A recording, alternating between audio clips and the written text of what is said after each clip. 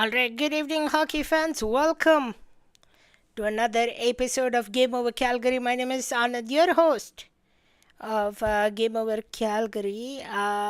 Just give me 1 second. I'm just testing out my new laptop. Doing my podcast from a new laptop. Hope everybody can hear me. If you can hear me, just let me know in the chat. You can always use the chat function, live chat, to say hello. Welcome aboard, everyone, as the Flames make this a really close one. They lose though at the Saddle Dome by a score of 4-3. They avoid damage in the third period, but couldn't finish it off from what the damage was in the first period. We'll talk about the scoring summary, we'll talk about what went in the game, and we can talk about that Mission McKenna is still alive for the Calgary Flames, especially if you're looking on the tank team tank, I should say, or even rebuild team, which it did go things way, but then the Flames almost came back towards the end, making it a score of 4-3, but ended up losing this one by a final score of 4-3. Welcome aboard, everyone. If you're just joining us, be sure to share, like, and subscribe, and invite all your friends into this post-game show. Let's talk about everything what we have to today. We'll talk about a couple positives, we'll talk about negatives, and any questions you want to get answered. But I haven't seen anything in the chat line just yet, letting me know my audio is fine. Once again, I'm testing a new laptop, new microphone setup, and all that. So let me know if you can hear me clearly. But welcome aboard. My name is Anand, your Game Over Calgary host. It's been a while. I came back on the hot seat. Conrad sent me a few things from the dome, including this Gavin McKenna picture. So thank you, Conrad. Much appreciated. It was coming to a point possibly that I didn't have to use this photo, but I end up using this creative photo from Conrad. We'll talk about a couple points that Conrad had also to talk about.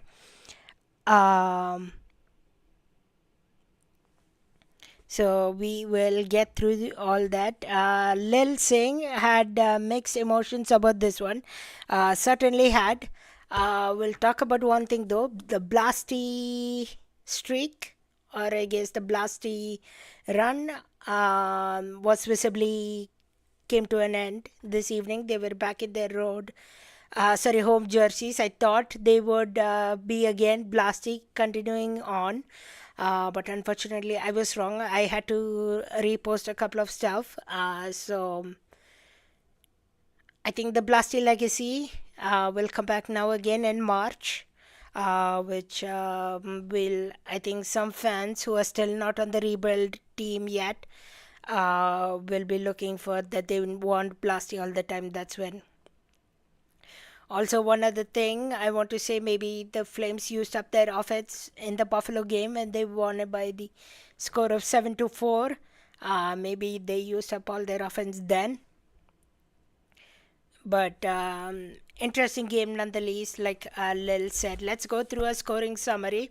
It was all Detroit in the first and the second period, where Alex DeBrincat opened the scoring, assisted by Patrick Kane and Kopp. A snapshot from near the face of circle got the get past Devin Cooley and had to give up his first goal of the game. Shortly after, it was a young defenseman, Sandin Pelika, assisted by DeBrincat and Kane. Another strong shot, another slap shot, and made it to all of a sudden 2-0. That's when my memory came, when I believe it was last year, correct me if I'm wrong, or maybe the season before, but the Detroit Red Wings were at the Saddle Dome, and the Flames lost that game by a score of 5-0. And I believe towards the end of the game, or maybe in the middle frame, I remember I was at work. I didn't watch the whole thing, but there was an octopus thrown onto the ice. I thought we are going to see another game like that. And certainly we did, when Alex DeBrincat scored his second, assisted by Kopp, Cop, who has his second point of the night from a wrist shot, Alex DeBrincat, made it 3-0 for the Detroit Red Wings. They would go on to score one more. Dylan Larkin, assisted by Raymond, on a wrist shot, making it 4-0. I thought then, okay, yeah, the game is done. It's good night for the Flames. They're not going to do anything more. But I guess I was wrong. Third period came by. They got a penalty shot on a short-handed attempt. And Joel Farabee strikes opening the scoring. Joel Farabee has been really great with penalty killing recently. And now like his short-handed opportunity as well. And he's been stellar for the Flames ever since, especially this season. Both the Morgan Frost and Joel Farabee have showed some chances. Then the second goal of the game coming from Mac Coronado almost a few seconds later. It was Mac Coronado assisted by Kadri. They just had the one assist on that. Mac Coronado, 9:07. So about a minute later, 9:07, Mac Coronado for his 10th of the season from a great shot, a snipe shot from the Bison, score for the Flames. And then the Flames would add one more to their tally. Mackenzie Weegar, assisted by Anderson and Kadri. Weegar has been slightly improving, I want to say. But man, Anderson continues to be amazing, and Nazim Kadri, who gets 2 points as well tonight. They both continue to shine for the Flames, and that would do it where the Flames end up losing this one by a score of 4-3. Looking at the chat, Lil Singh, I was at the game also. Painful one to watch back then. The only positive I take is that we moved on to the standings to the 30th. If we won, we would have been a point away from the wildcard spot. That is something that I was going to talk about in the third period. We'll talk about that. We'll revisit that. We'll take a look at the standings once it's all updated. But especially if you're on a rebuild team like me and Lil are, and looking for that top 3 pick, either of Gavin McKenna, Ivan Stenberg, or Keaton Verhoff, then you would be happy with the result of this game. It was both fun, exciting to watch, but at the same time, Flames got a loss in that regard. That is your scoring summary. So it was all Detroit in the first and the second period, and then Flames almost fought back to 4-3, but didn't end up winning this one as the Detroit Red Wings. Now, let's take a quickly look at their schedule.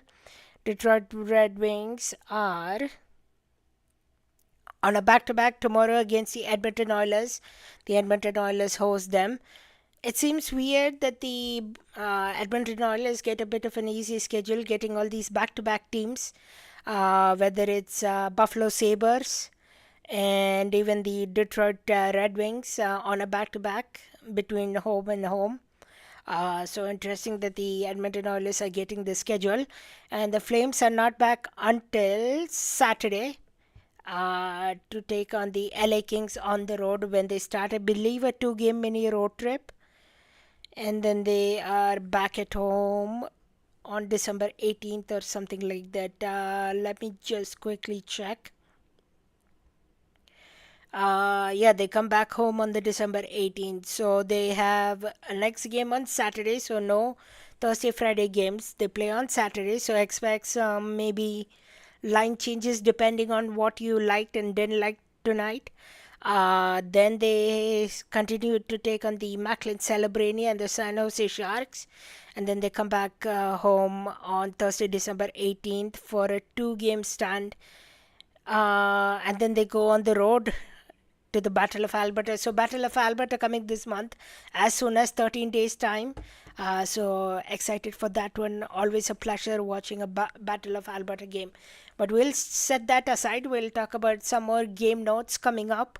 And then we'll talk about the big picture again, which I wanted to talk to. Of course, check out our other Game Over Network channels as well. There is Montreal, Edmonton is there here and there. They post videos. Go check them out. Give them support like you are doing so. And right now, if you're watching, be sure to like, share, and subscribe. Bring all your friends. I love the activity in the chat. So we potentially would have had in the first period a goal of the year or a goal of the week candidate at least, from Blake Coleman, who tried to go between the legs of John Gibson, but couldn't get past John Gibson unfortunately. And that went for worse for the Flames as they couldn't capitalize in the first and second period. I also wrote down, did the Blasty luck ended? Perhaps. They didn't have the stats they didn't had for the past couple of games. They were really poor to start tonight. They didn't look the Flames that they were supposed to play, and all of a sudden they went 4 down. Let me know your thoughts in the comments as well, what your favorite jersey is. Of course, I've only seen the Flames Blasty Heritage Classic and the regular home red and white. But Blasty is one of my favorite.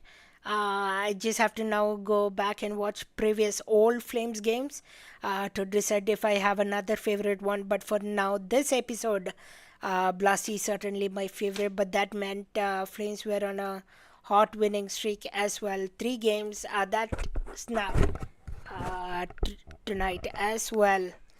Also, what a shot from Sandin from the face of circle.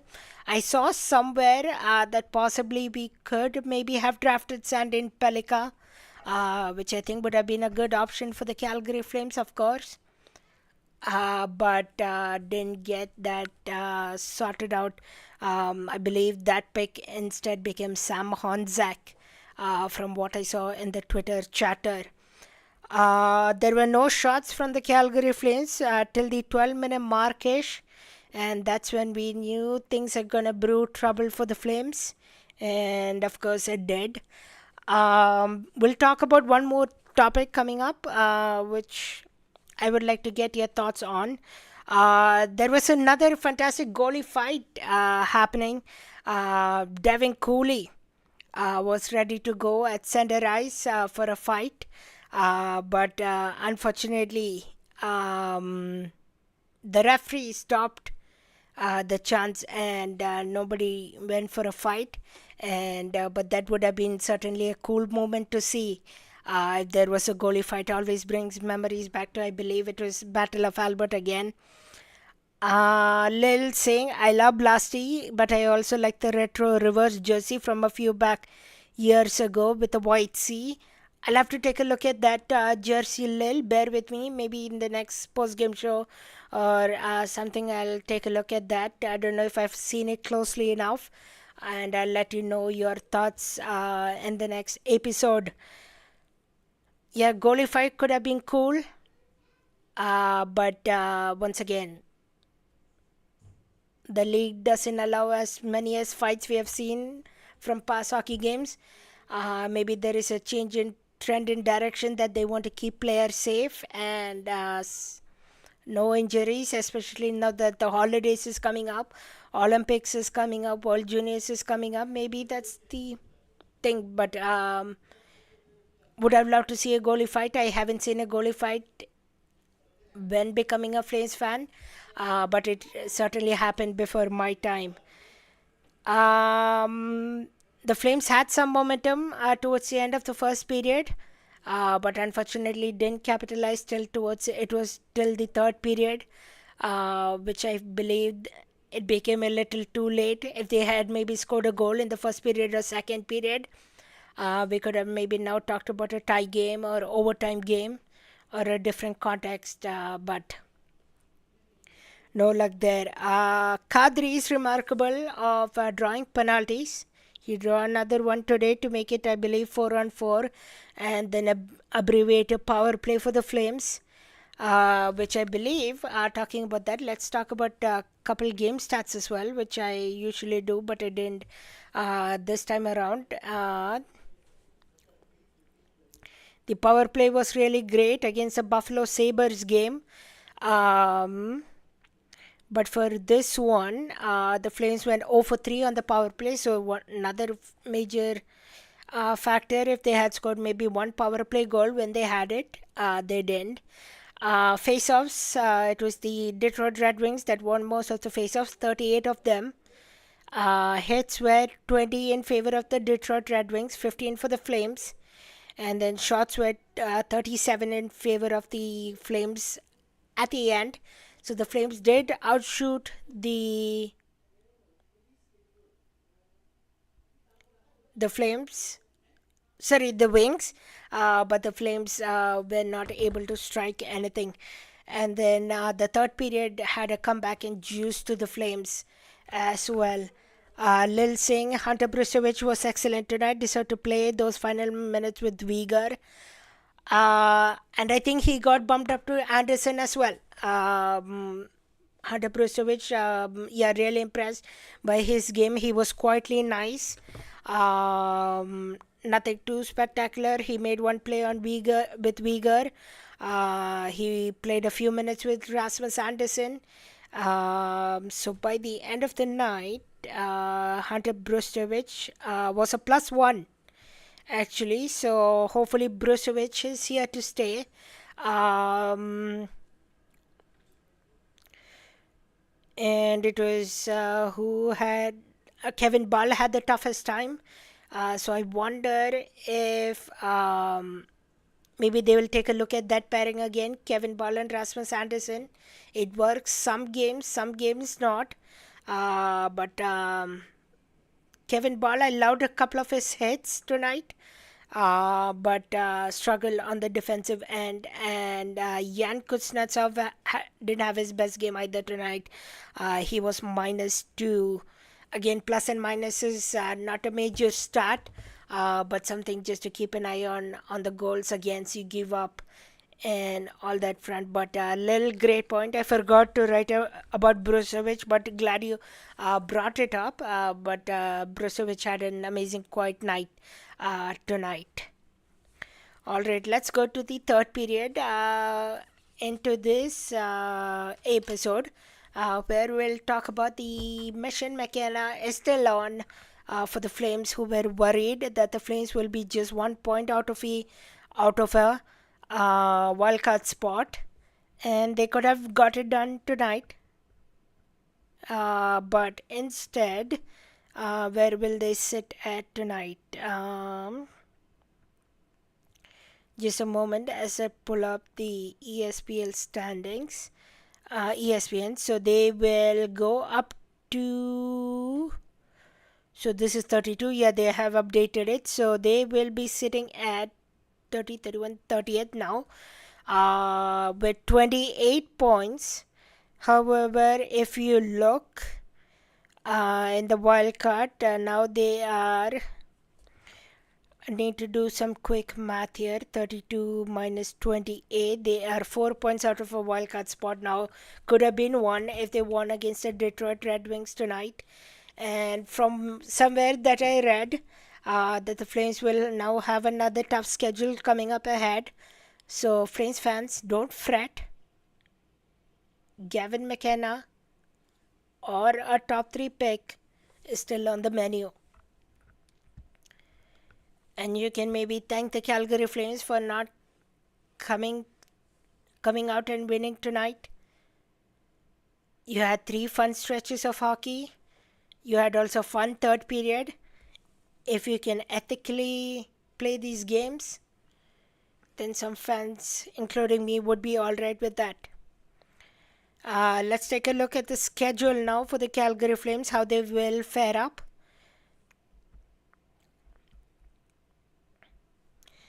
And to say I'll be back on the post-game show on Saturday, so against the Kings. So we'll have more to chat then. But the Flames will take on the Kings on the road on December 13th. That's Saturday coming up. Then they take on the San Jose Sharks, Seattle Kraken. They will take on the Golden Knights at home. Then the Battle of Alberta. So on the 23rd, they will be on the road to take on the Edmonton Oilers. Then they come back home after the Christmas break.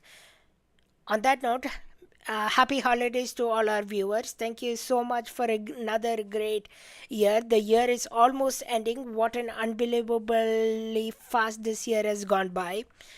And December 27th, the Flames will host the Oilers. Then they will host the Bruins, Philadelphia Flyers, Predators, Kraken. So another home stretch coming up. No Blasty though. It's going to be the regular home Reds. We'll find out how they do in the home stretch. And then it will be the Canadians on the road, Bruins on the road, Penguins, Columbus Blue Jackets, Blackhawks. So another mixed stretch of schedule coming up. And the Flames would have played more hockey compared to other teams by holiday break as well. So that's something to factor out. So all in all, Flames fans, if you lost confidence on the tank or the rebuild with the 7-2-1 stretch, you can take a short breath because Mission McKenna is still alive. And that's a look at the big picture, the tank picture, the rebuild picture. Let's head into our final period of the show. We'll go through chats again. It's been all Lil tonight. So huge kudos to Lil. If you haven't already, be sure to like, share and subscribe this video. We much appreciate you for tuning in. Our next show will be on Saturday against the LA Kings. Alright. We'll go back through the top of the chat. Lil Singh had mixed emotions about this one. Lil also saying for the Detroit one where the Flames lost 5-1, 5-0, 5-0 against the Detroit Red Wings where the octopus was thrown. I was at the game also, painful one to watch. The only positive that I take is that we moved on to the standings to 30th. And if we won, we would have been 1 point away, certainly. That was I think the main headlines on Hockey Night in Canada tonight.